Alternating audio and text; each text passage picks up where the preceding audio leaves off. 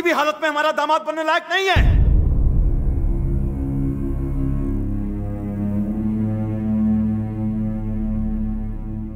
ऐसे लड़के को प्यार करती हो? हाँ, भूल जाओ उसे।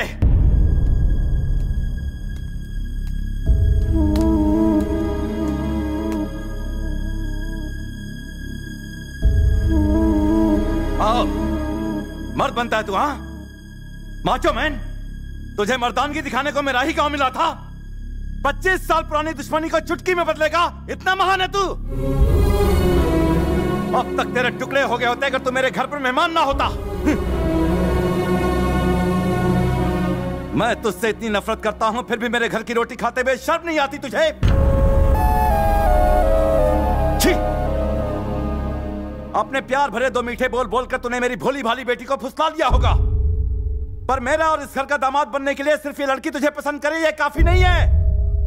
फूफा पसंद करे, चाचा भी पसंद करे, बुआ पसंद करे, मैं पसंद करूं, तब तू दामाद बनेगा इस घर का। और यहां पर तुझे कोई नहीं चाहता, कोई तुझे पसंद नहीं करता। एक बात बता, तुझे क्या लगता है कि तेरे बिना मर जाएगी? जैसे ही तू यहां से जाएगा 4 दिनों में ही ये अपने परिवार के प्यार में तेरे प्यार को पूरी तरह से भूल जाएगी।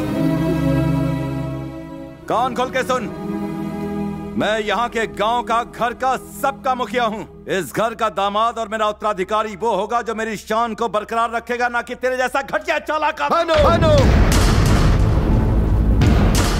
अब बस करो।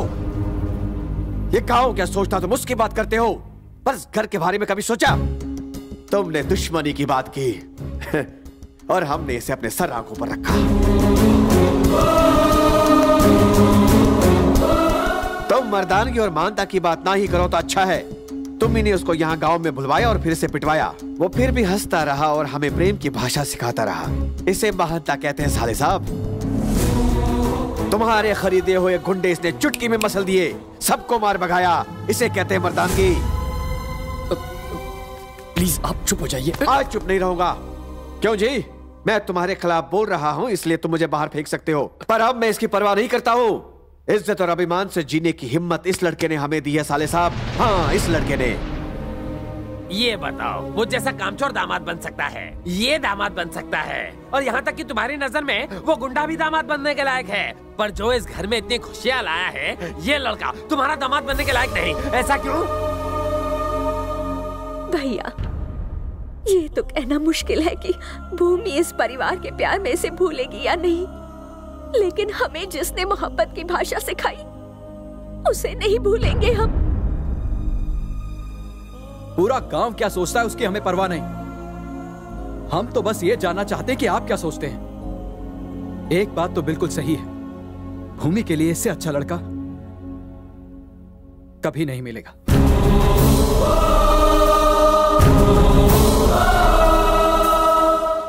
सर, अब आप इन लोगों की बातें मत सुनिए। ये लोग तो मेरी मीठी मीठी बातों के जाल में फंस कर आज तक मैं सोचता था कि ये प्यार और अपनेपन की वजह से मेरी इज्जत करते हैं, पर तुमने मुझे यह एहसास दिला दिया कि वो प्यार नहीं डरता।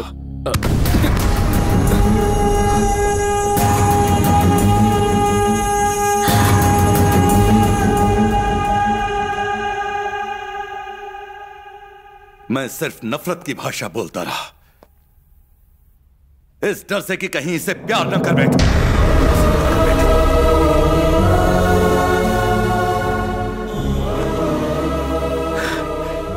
बचपन से ही मुझे बाप का प्यार नहीं मिला।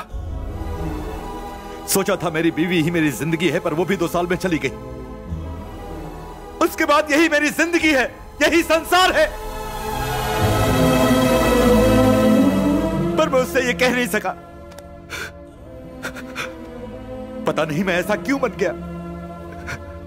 प्यार से बात करना तो मैं भूल ही गया हूं। मैं अपनी बहनों से दूर नहीं रह सकता था, इसलिए उनके पतियों को घर जमाई बना लिया। जब पता चला ये तुमसे प्यार करती है तो मुझे लगा कि मेरा संसार टूटकर बिखर जाएगा। अगर ये चली गई तो मेरा क्या होगा? उसे यहां रखने का स्वार्थ था जो मैंने उसकी शादी अपने गांव वाले से तय कर दी। इसीलिए मैंने तुम्हें बुलाया था। किसी भी कीमत पर मैं तुम्हें इससे दूर भगा देना चाहता था। सारे घर वालों के सामने मैं तुम्हें हराना चाहता था, पर तुम जीत गए। सर, मैं हार गया, हार गया।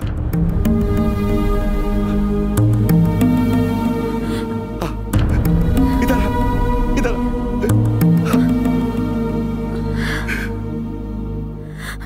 मैंने तो इसके बॉयफ्रेंड को बुलाया था, पर ये तो इस घर का दामाद ले आई।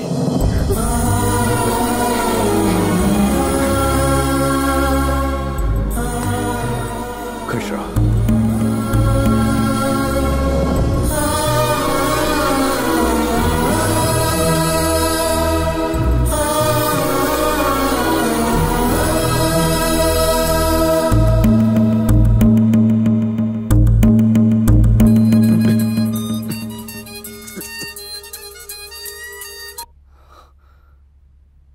Krrish, I love you।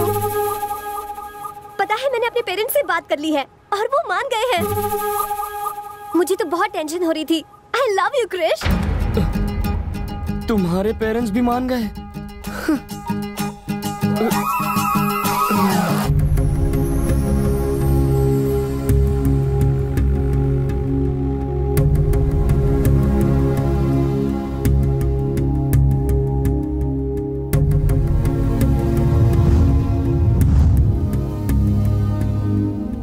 Krrish, तुम चले जाओ। वही हुआ जिस बात का डर था हमें, जो नहीं सोचा था। मेरे डैडी तुम्हें चाहने लगे हैं।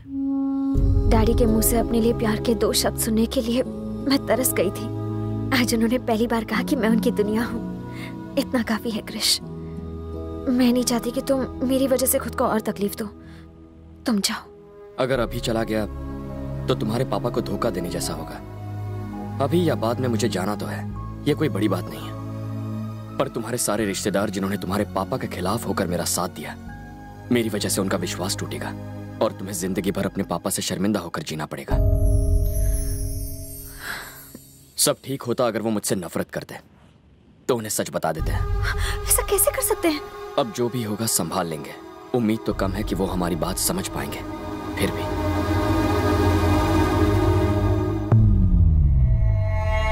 पहली बार मैं अपना वादा नहीं निभा पा रहा हूं। मैं फंस गया। मेरी बेटी आपके बेटे से शादी नहीं करेगी।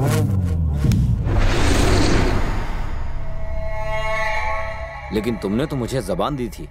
अपना किया हुआ वादा तुम कैसे भूल गए भानु? जब वादा किया था तब बात कुछ और थी, अब बात कुछ और है। उम्मीद है कि आप मेरी मजबूरी को समझेंगे।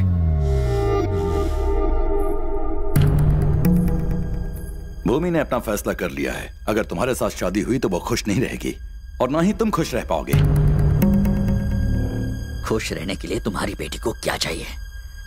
वही ना जो हर लड़की की तमन्ना होती है। उसका बदन गहनों से सजा दूंगा, 1 महीने में उसके पाँव भारी कर दूंगा और 9 महीनों बाद तुम्हारा पोता तुम्हारी गोद में होगा। और अगर उसने अपना मुंह काला कर दिया तो उसे मार दूंगा।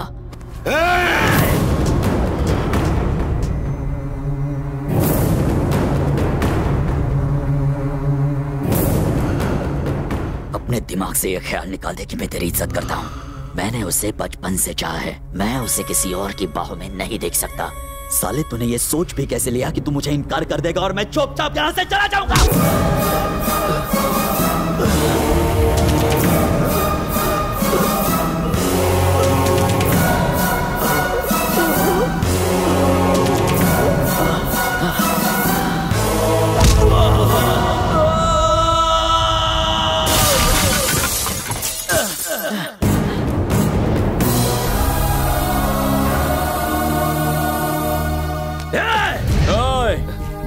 जो तेरे दिमाग में चल रहा है वही इस वक्त मेरे दिमाग में भी चल रहा है। खत्म कर दूंगा। आइंदा इस घर के किसी भी आदमी को हाथ लगाने की कोशिश की ना तो खाने और धोने के लिए सिर्फ एक ही हाथ बचेगा। सुन, तेरे बेटे ने मेरे गिरबान में हाथ डाला, फिर भी तू देखता रहा। अब समझा, जो मेरे अपने थे वो तो पराये निकले और जो पराया था वो मेरा अपना निकला। अब तक तुम सोचते थे कि तुम्हारा बेटा मेरी जायदाद का वारिस बनेगा, तो अब तुम सुन लो, आज से ये लड़का मेरा वारिस होगा, ये मेरा दामाद होगा।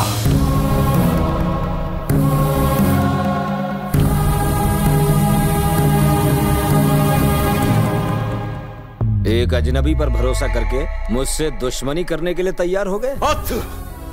सिर्फ तुम पर भरोसा करके मैंने अपने भाई को छोड़ दिया। इस लड़के ने मुझे सिखाया कि रिश्तों की क्या पहचान है। मैं अभी उसके घर जा रहा हूं। आज मैं अपने भाई के घर जाऊंगा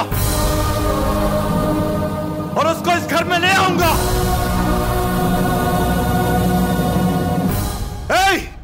गाड़ियां निकालो। अच्छा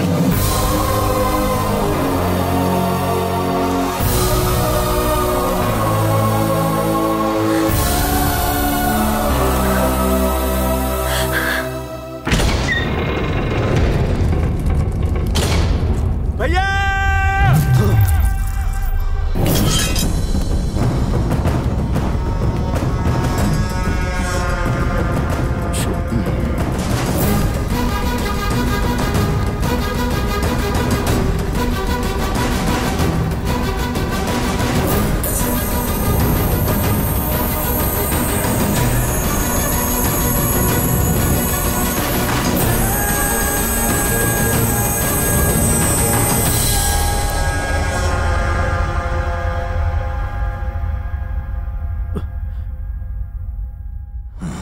तुम्हारे सामने कोई मुखिया नहीं,